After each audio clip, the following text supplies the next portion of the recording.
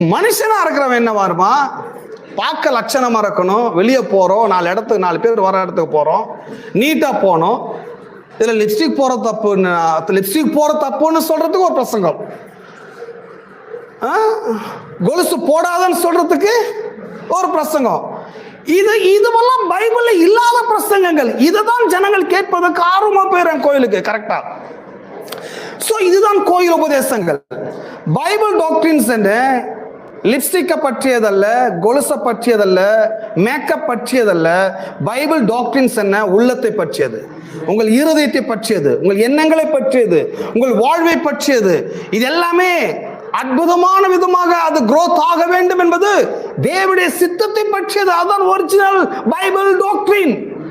ஒரு மிகப்பெரிய பழமை பிரசங்கியார் கொலுசை பற்றி 1/2 மணி நேரமா பிரசங்கம் பண்றாரு, கொலுசு போடாததை பற்றி.